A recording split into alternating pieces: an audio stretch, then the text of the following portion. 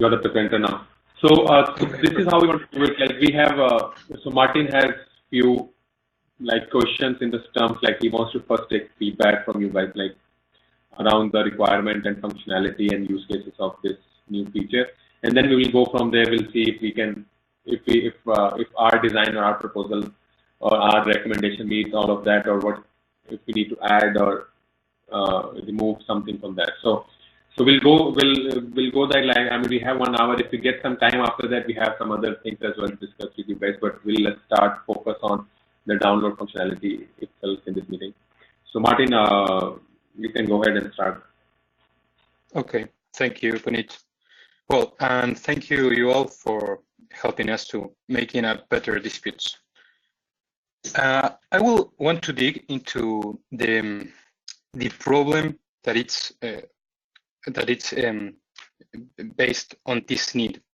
So I want to know regarding this report functionality, which are the users, the main users, and what I mean the users would be, it can be a job position which are needing this feature. First, let me ask: are you displaying anything? No, it's not necessary for now. Okay. All right. So this is Janelle speaking. This functionality really can be used by anyone, but my expectation would be that it would mainly be used by supervisors and above.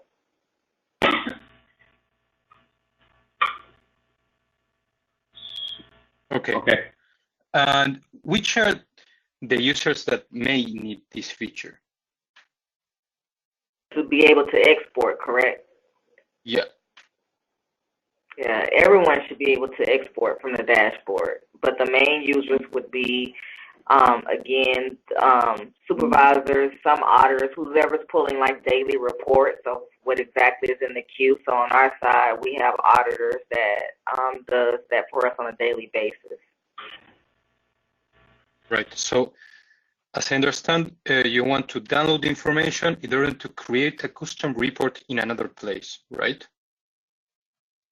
Basically, we download the information into a spreadsheet, and then we do our own manipulation in that spreadsheet to get to the reporting that we need. And regarding that manipulation, post manipulation, and this manipulation is: do you want to stay as a custom manipulation and being able only to download the information and do whatever you want with that, or do you prefer to have a custom solution inside the application which delivers a custom report based on a filter information from the dashboard? It would be best to be able to like have a report or have some type of custom solution on there, because the BI report isn't working for us right now. It's not live. So if the Edge will give us something that's live or some type of custom report for everything that we get in BI, that would be the best case scenario. So I think the question is, Janelle, like on dashboard, right? We have some filters right now, right? So basically, when we say custom report, so I think what Martin is trying to get at is, would you like to have some filters so that you can customize the report before you download it to your specific or any user's requirement, or would you like to have download everything that's on the dashboard and then work on it later on as per like you might be looking for some different information than Vivian or than Karen. So, or if I am downloading, I'm looking to have some kind of other information from the report. So will having some filters on the dashboard, we already have a lot of filters. What I mean to say, if there is anything specific that you would like to add to the filter that would help you customize the report before you download it. Yes, there would be. So I don't know what all filters is on there right now, but I could think of, pending, completed, I mean, all the different statuses by person's name. So yes, filter would be great. Yeah, so we already have the statuses. We already have, we already have the status filter, right? So that is one of the filters we already have. And you said created by? You mean or initiated? Okay. Let me have that.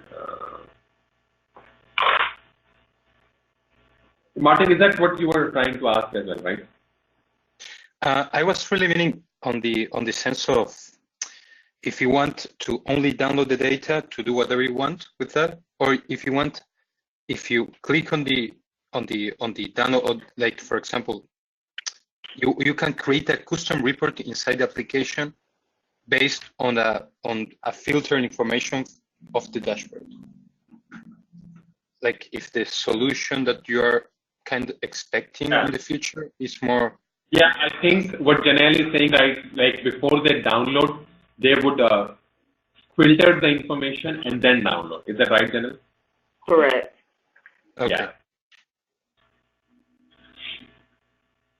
So talking about that, so you mentioned if we could add the created by filter.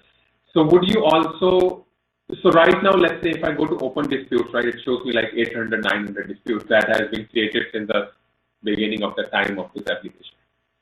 So would you think that adding a date range would help?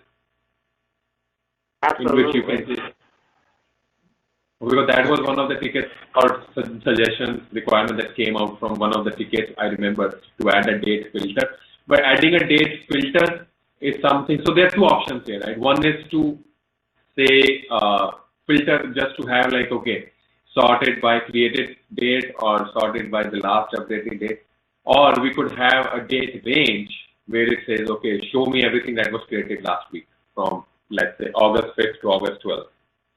So what would be an ideal, what would be an ideal solution that would work for you best? The date range. We can put in exactly what time frame we're looking for. Excellent. Okay.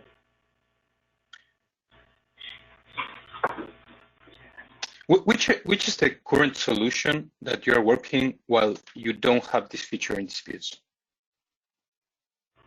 Right now, we're using a BI report, and the BI report, it allows us to put in a date range, but it brings over everything, and you have to kind of filter and take out everything that's not needed. And one of the things with the BI report, though, as well, is it's not bringing everything over that's in Edge. There's some type of disconnect where everything isn't feeding the BI. So we're kind of in some way we're blind right now, where we don't have any type of reporting. We're trying to do our best with using what we have in BI, but it's not 100% accurate. Right. Okay. And have you worked with any other LTL application or XPO application that does this kind of reports? And also, it will be beneficial to know if do you like the experience regarding one of those applications that use reports in order to have for inspiration? I have not worked with anybody else as far as on this type of report. We've always just had either the BI reports or the reports that we had in OMS. And Right. This is Vivian. There were a couple of reports that Jackie kind of queries that she saved for us, so we were able to get saved queries that she created. For instance, if I wanted to know specifically what was being held by a particular auditor, I could pull that type of report. Or if I wanted to know just the data about this customer, she had certain reports that we could pull. Right. And regarding the process, how do you find the current experience of first adding the filters in the dashboard and based on that filters downloading a report based on that information filter? Or how do you see, in the sense of the experience, if you first click in the download and then do the filtering options before creating a report? It's more efficient to do the filters first because you're getting the information that you need right there before downloading, whereas if you download, then you're having to do some manipulation in your own pivots or whatever to get to that information. Right. And do you usually will be making these reports based on already created custom filters? Say that again. I didn't understand the question. Can you repeat that? Yes. Are you expecting to create reports always based on previously created tabs or filtering options, or you probably make a custom filtering option for every report that you are creating? I think they will always have the filter. I mean, the filters are going to be static, right? The filters that we have, I think only the criteria would change in that filter, right? Like if I'm just looking at, because let's say, for example, if we add the date range filter, the date range would change every time they are trying to download, or if they are looking for who created this, that. So I think the variables would stay the same, just the value is going to change every time they are looking to download. So if once we add the filters would remain there, static. It's just that what they select in the filter is going to change every time they download the report. Is that what you're trying to ask, Martin? Yes. Okay.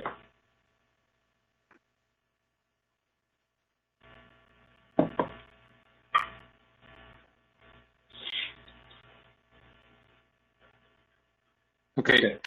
And do you want to add anything else to this feature? Any things that you might like to have, or anything that you want to avoid? I think the format. So you like to have it in CSV or Excel spreadsheet? Excel for.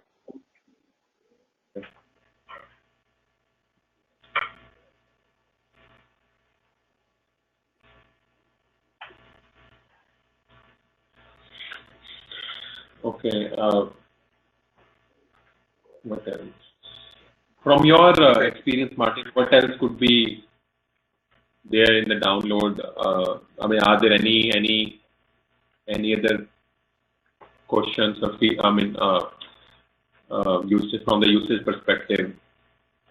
So before he answers that, from the filter, I think we should be able to filter by almost every different all of the different characters that we have in there. For instance, we should be able to like pull by customer. If I want to look by file method to pull everything that's via mail or something, we should be able to filter, in my opinion, by all of those, so we can do our own analysis and make decisions on those. So you mean whatever is on the dashboard, like all the columns? Right, in that top section or whatever. We're really in the bottom section too, because sometimes one may want to know, for instance, what are, I want to look at everything that was an accessorial dispute, all disputes that had the request reason of an accessorial dispute. I should be able to filter by those. So anything that's in that dashboard, we should be able to, that should be one of the filter options. And okay, so like, for example, so for 1 second, Martin. Go ahead. You go ahead.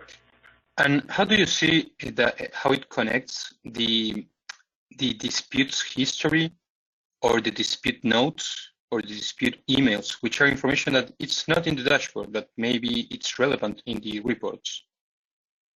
Are you needing that information? So you said dispute history, dispute notes.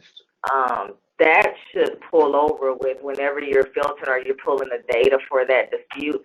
I would hope that all of that information is a part of it where you could see it. Right, in the report, right? Not in the dashboard. Correct. Perfect. Okay. So what I wanted to ask, so I'm looking at the dashboard right now, Janelle, and I'm just going to read out loudly all the columns we have. Like in open disputes, we have obviously dispute number, status, assigned to, total pro count, and then filed by inspector. No, I'm looking at DRC. Filed by debtor name. Okay. So what you mean is you should be able to filter on all those columns, before you download the report. Correct. Okay. It is The only possible thing to. So I'm looking at the dashboard. What I don't see on this dashboard, that it doesn't necessarily need to be on the dashboard, but I should be able to search for something by this. But if I wanted to search for by type, I wanted to see, let's just say all debtor change DRPs or all DRPs that have the request reason of accessorial. I should be able to just pull that information. Okay. But if it is, but it's not, okay, we'll have to see into that because it's not, because you have DRP type, it's already a column, right? DRP type. So, right. So DRP type is already a column that you have. Right. So see the reason for the DRP is not in the, or for any type, it's not in the dashboard. Request reason, right? So she's out. I think the actual dispute she wants to know if that dispute, the request reason. So you can filter only accessorial DRP. And there will be too much forms in the dashboard. Yeah, the thing is, we'll have to see from design perspective as well, Martin, because adding that would mean adding more columns on the dashboard, and so I don't know how intuitive the dashboard would be after that, because if we add, anyways, users are scrolling to the right to see the entire dashboard, right? And do you think there is a scope for adding more fields, for more columns? I don't want to add more to the dashboard right now because I think we get complaints that it's too full right now. So if that's not an option right now, if we could just filter by whatever's on the dashboard, that'll work. We would just have to, I guess, I would hope though, whenever we export, that all of those other characters is inside of that report, where if I wanted to filter in my Excel to look at file method or request reason, all of that, that I could do so once I export all the information. Okay, so that means when you are downloading, you are not just want to download whatever is in that. So it should, like for the dispute, let's say it has 100 pros, it should download all the pro information, all the pro details, and everything that is on the pro dispute detail page. Yes. It's not Yes, just we have to assess the size of this really, because it may turn into a really big spreadsheet. Yeah, probably if we are working with a lot of that amount of information. And this information that it's not in the dashboard, how necessary is for the workflow? Which piece? Yes, in which senses it impacts your workflow, not having that information? Talking about all of the pros and stuff? Yeah. Yes, only having the ability to download the information that is filtered inside the dashboard. Just if I'm researching, I would just have to, someone sends me, if I'm looking by customer, let's just say someone asked me to pull everything by John Deere, and I pull that and I don't have all those pro details with that, then I would just have to, it just takes longer, it's just not efficient. I would have to go into the application and put in each one of those DS numbers and look at all the detail behind it for whatever I'm trying to research. Or I would have to try to go back to BI and use the BI report to do it, because the BI report does give me all the pro information. It gives you all of that. Okay. I think, Puneet, that we should be looking into these BI reports in order to assess how we can do this. What did you say? Which reports? Yes, sir. Then we BI should, reports? yeah, BI reports. So, okay. Janelle, do you mind sending me one of those reports? Forwarding one of those reports. Sure. So It would be how better are we going to? more than one, if it's possible, right? General. Okay. More than one kid? I'm sorry, you said send more than one report? If it's possible. If possible. Yeah. I want to see the So, pattern. okay. So what I'm wondering now, like, how are we going to determine the size? Because there is a limit, right? How much you can have in the spreadsheet. So let's say if a dispute has 100 pros and all those details, and if they are like in the date range or in the criteria, they are like 100 of those reports. So we might have some technical limitation. Janelle, I'm just giving answer, but we will see like how close we can get it to the BI report. But there might be some technical limitation on, because BI report, what BI report does is it gets from the database directly and sends it to you. But in the application, from the application side, when the UI and the back and so all those pieces are involved, there might be some technical limitation there. But we will see how much close we can get to the BI report. We will do our best for sure. Thank you. How do you visualize a minimum viable experience regarding this feature? How do I visualize the what? Minimum viable experience. Yeah, minimum viable, like what is the basic, at least let's say if we can say, okay, this is the minimum I need from this report. Exactly.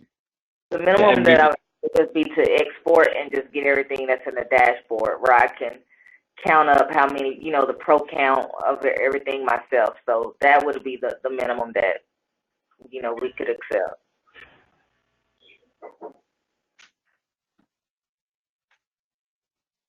Because basically what we're really trying to get to, so we need all the details behind it, but what we need immediately that we don't have right now is if I want to know exactly how many pros is in the queue to be worked, I can't get that right now. I see it on the dashboard, but I can't copy that into an Excel to add it together.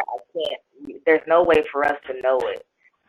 So if we had an option to export this, then we can see quickly how many the total pro count is for whatever is approved. So that's what we're needing. Number one, that's the most important thing. Okay. I don't know if anyone has any other questions. That's for me now.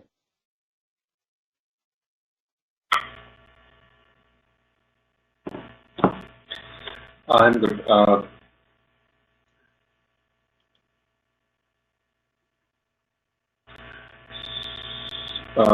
I don't have anything related to this anymore. So I think we had got a lot of good information. Then we will start looking into this, right? Do you want to talk about some other? Yes, I do have other questions regarding other tickets that we have. It would be great if we can use this time that we have for this. Sure. Well, for DRP, we have a input that it's called operating ratio, and I want to know if the wording that it's now on the label it's accurate to what the user is expecting, or if you visualize a better way of wording of the verbiage around this label. We have a suggestion for only leaving operating ratio and removing the O-R-1 month. I can show you if you want. Are you on the phone or are you looking at that screen? Are you on the computer? Janelle? Karen? I can see the screen.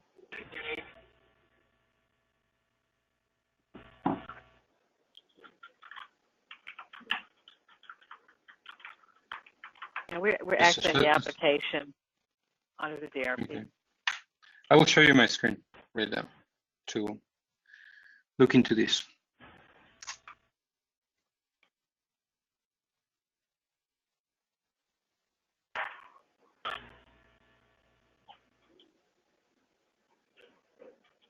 Okay, as you can see here on the revenue details, we have the first input is called operation ratio with in the parentheses or -1 month.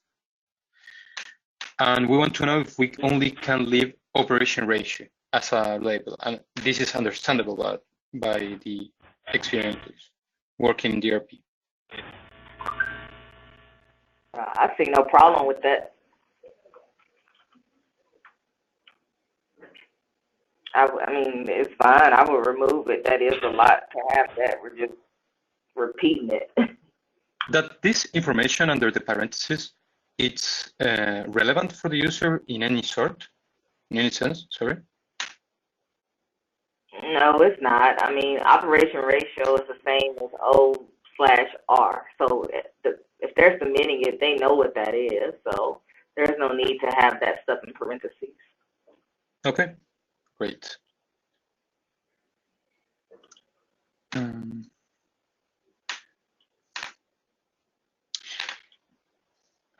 How useful do you find copying the dispute ID inside a dispute?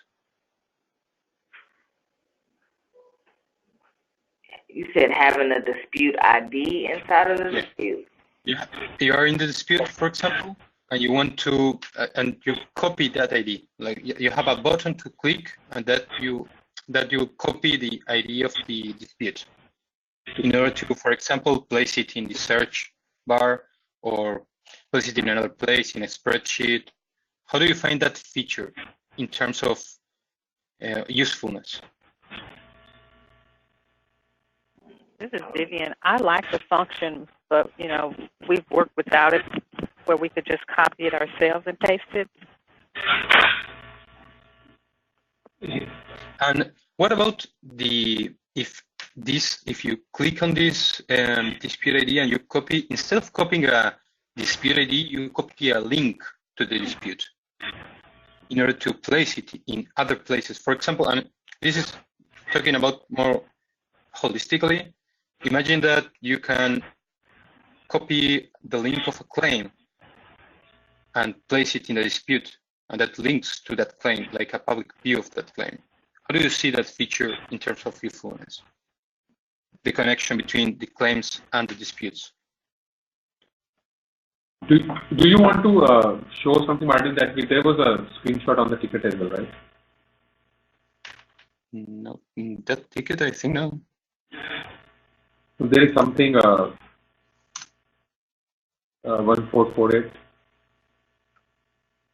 Oh yes, you were right. Sorry.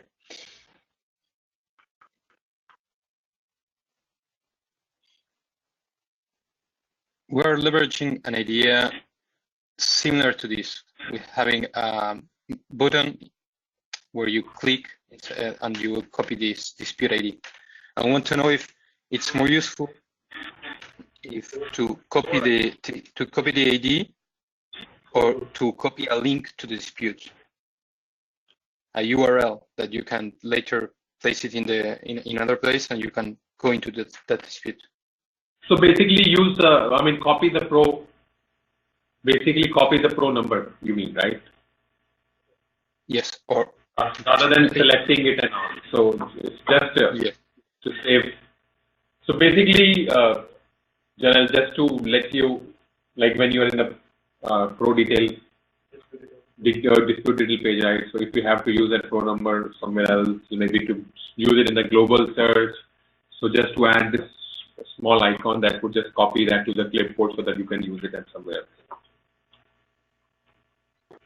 It's a nice to have. I mean, if it's going to push something else out that we can't get, I wouldn't put it in there, but it's a nice to have, I guess, for some, instead of just, or they can just copy like they normally do and put their cursor on the flow. But yeah, it's a nice to have. Yeah, got it. Okay. But similar to something designed similar to this would I think Martin is asking, would that work for you? Yes. Just having this on. Okay.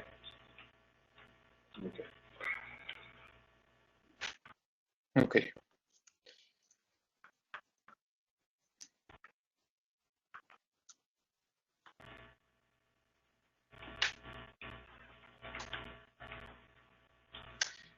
I want to know, want to dig in the necessity of the possible duplicate indicator. How relevant is this for your workflow? And I want to know if you need it at all, because we have a request to remove this indicator. To remove the possible duplicate indicator? Yes. Yeah.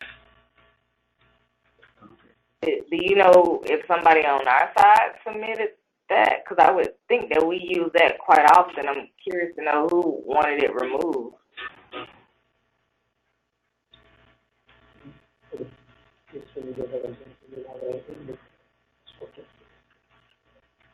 I'm sorry, who is speaking?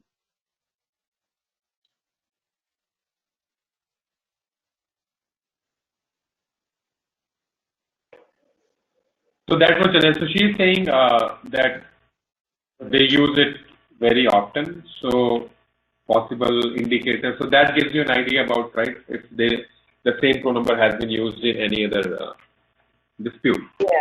Yeah, that's our indicator to tell us if if it's a duplicate dispute or something out there. So I was just curious to know who had submitted the ticket to have it removed, because it may be somebody that's not on our team that doesn't, I guess, understand why it's needed. So don't know, Medhavi mentioned this. I don't know how it came, but she mentioned that doesn't make sense for the user to have this indicator. I don't know why. Vivian, is that right? Right. I think there was some discussions about it being, when you go into the dispute and get to the pro detail, let me see. Right, that's, yeah. Let me get this, where the pro number is. Hold on. There is an indicator there. Yes. On the pro list, there is an indicator, right? Right. So I know that there was a discussion with Medhavi about having the related document on the dashboard when you initially look at it versus once you get into the details. So I don't know if that's where this originated or not. So when you come to the dashboard, you know right away if there's related documents. Then once you get into the dispute, you determine whether or not it meets the eligibility. So I don't know if that's the confusion on that or not, but it's not to eliminate it. So where, according to you, where it doesn't make more sense to have it on the dashboard or on the pro list? Or would you like to continue seeing it at both the places?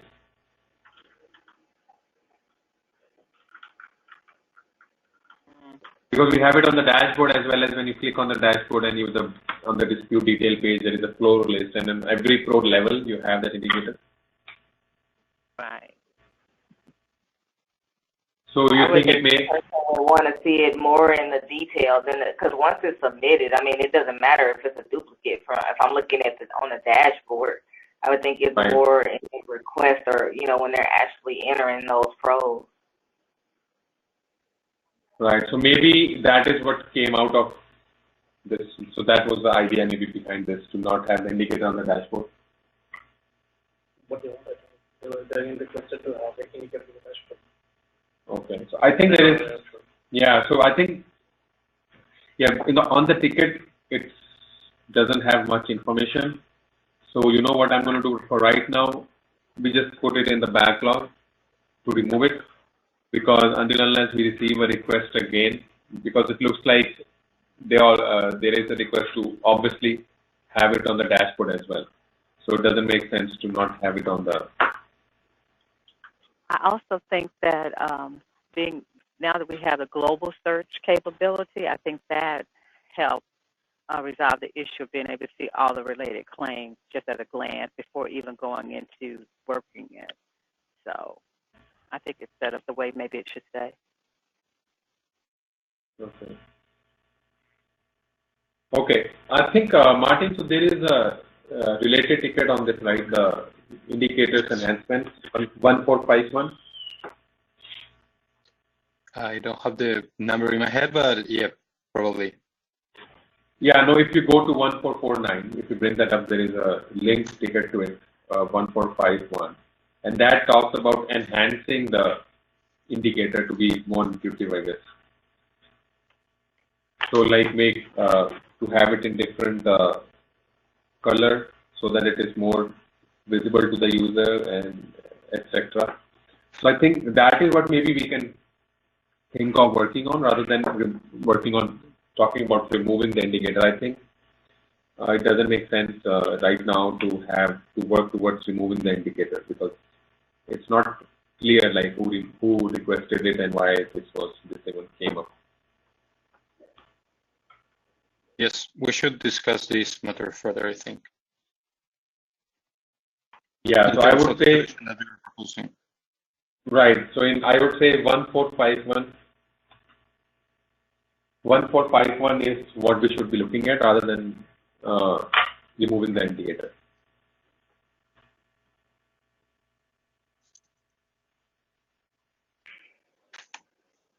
Make sense? Yes. Okay. Okay. Well, regarding the status progress, I found we have several tickets that are, for example, I will read some of them, which are to show the previous statuses from the disputes, as well as showing the last status. For example, just a second, both in the dashboard and in the dispute details. For example, we have here one LSS 854. In dispute list, it will be nice to have WNI OCC was approved and closed or amended at closing. And also we have, for example, another ticket in LSS 1523, which says approved decline status are not clearly noted.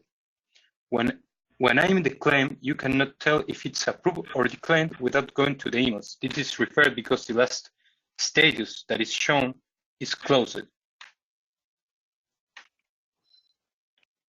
And also we have 1573, which clearly requests that the need of displaying the approver in the following statuses, and the need of display the last approved by, and need to display the auditor. So I want to know, behind all this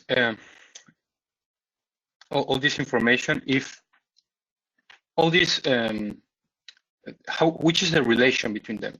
Is there a real need of displaying at a glance all the status progress from the dispute inside both in the dashboard and dispute list? That will be, for example, it's like a summarized version of how I visualize it. It's like a summarized version of the dispute history without showing the detail, only showing specific information that shows the progress of the dispute. For example, the dispute status, it probably be also there as a secondary information, the date, like a timestamp, and also the one that the decider of that decision, which means, for example, if we are talking about that the status changed to approved, it will be shown who was the one that made that decision.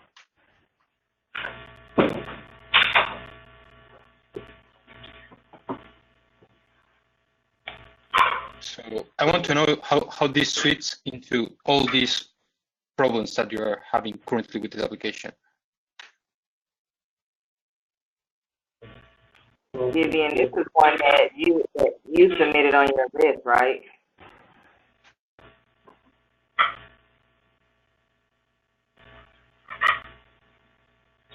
Vivian? I was on mute. Yeah, so what it's showing is, here is, for instance, when I'm looking at a recent claim, I'm able to tell what auditor approved it and closed it. But I think on some of the migrated data, that information is missing.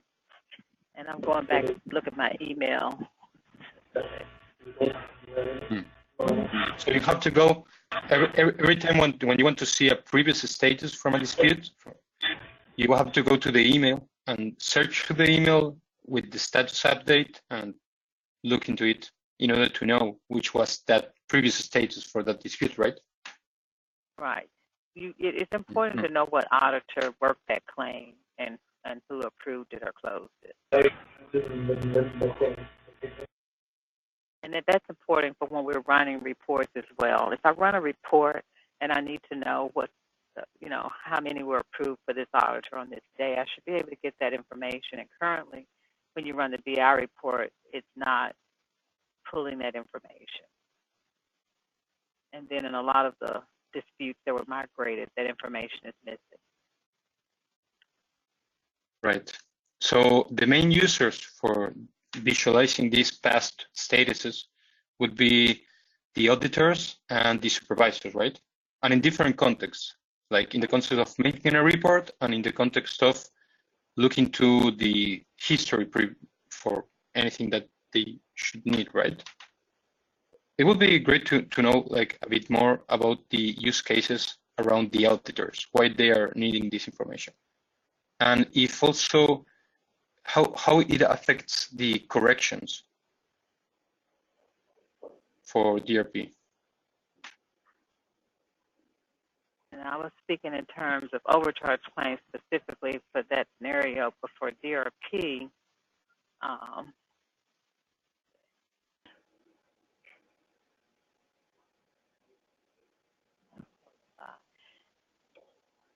with DRP, I think it's even more important because a person that approves the claim is not necessarily an auditor that's going to process it and close it, unlike overcharge claims. With overcharge claims, it could be the auditor that approved it and also the same auditor that closed or processed. DRPs is a lot different. And so that information to me would be even more important to be able to query on who the approver is and who the actual auditor that worked the claim.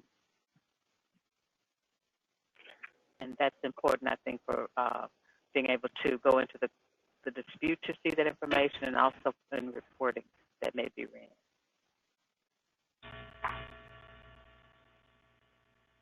Okay. So is this about the history, Martin? Maybe. That's what I want to know.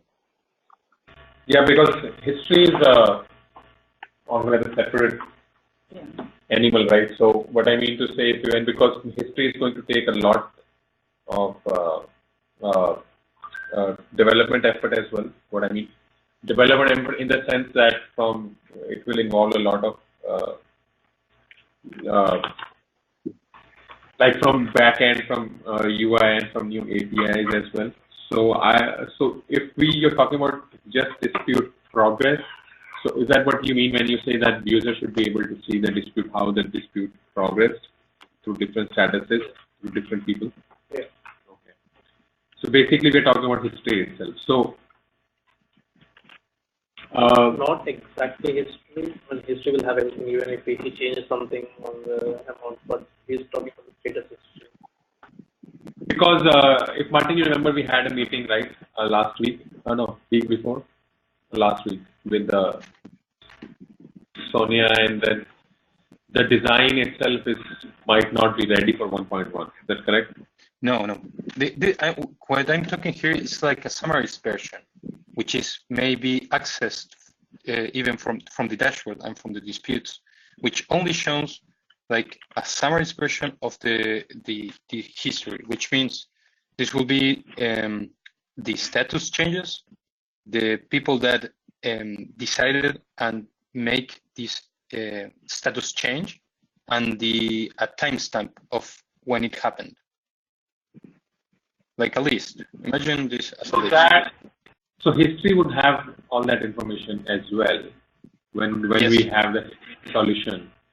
So I agree that history will also. This is a summary version to look at this information at a glance fast. I want to know if this it correlates with those needs from that tickets or not?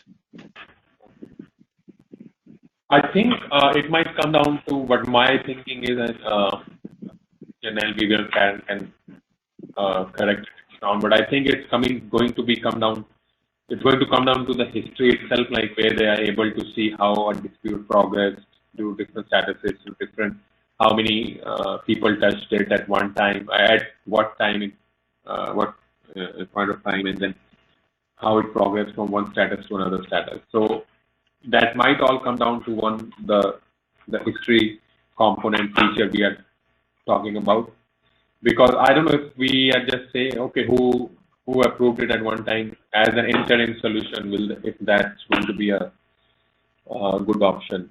But I mean, you can give your input, or Janelle or Vivian can provide. Because Janelle, we are already starting to work in on a history component where it will show full history of a dispute, right? I mean, but it is not there yet. We are still we are still in the design phase for it.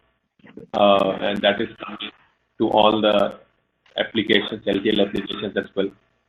So I think the best here is to, I can make a concept for this and show you. Okay. Okay. Yeah, let's do that with a more visual thing. Okay, maybe that is better, like to actually see what you're talking about, right? Yes.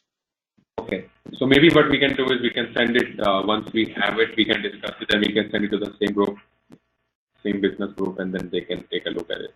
Or maybe in one of our next meetings. Okay, great.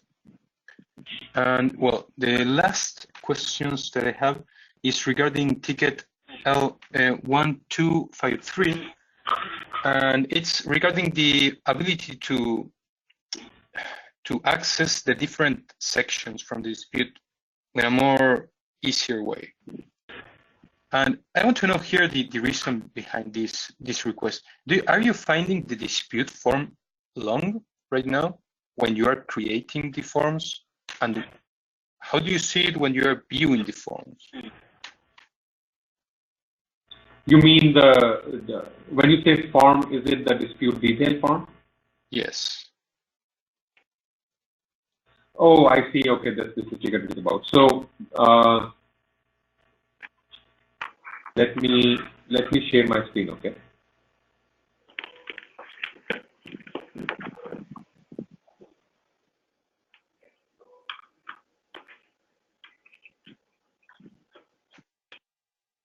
Janelle, Vivian, let me know when you guys can see my screen. Yes, I can see it. Okay, so the ticket is about this. So right now in dispute detail information, right? So you have kind of a summary here, the details, then you have to keep scrolling down and then see issues, and then, so all the different cards you see here, right? What are the vouchers, what is the debtor information, the pro list.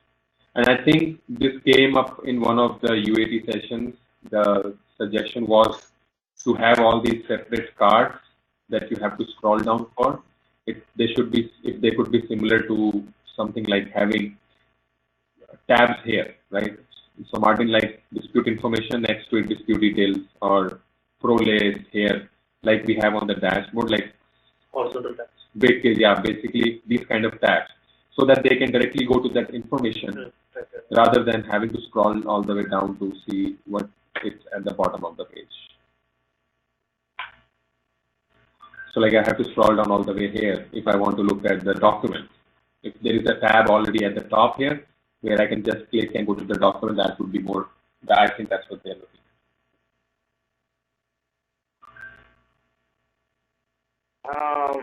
To me, is that, yeah. I like it the way that it is. It would be change management if we turn around and we start, change the way that it looks and start creating tabs. So unless there's like a strong case where people just feel another way, I would leave it as is. No, Chanel, it's only, you're not creating the new tabs. It's only you will have like access to the dispute information, dispute details on an easier way. You have for example, one possible solution is to add in the header the tabs, dispute information, dispute details, and all the these cards, and when you click it, it will take you to that card. Like it will scroll down automatically the page and to leave you into that specific card that you are wanting to see. So let's say, yeah, exactly. So like if we add these tabs at the top, once you click on it, it will directly take you to that. Yes. To that information.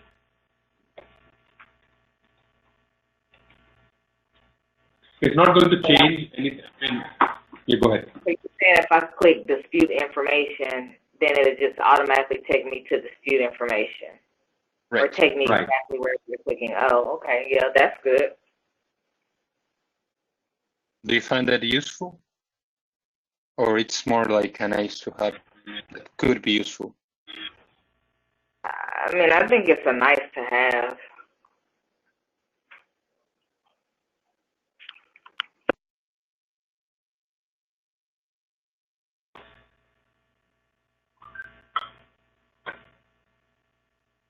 Okay.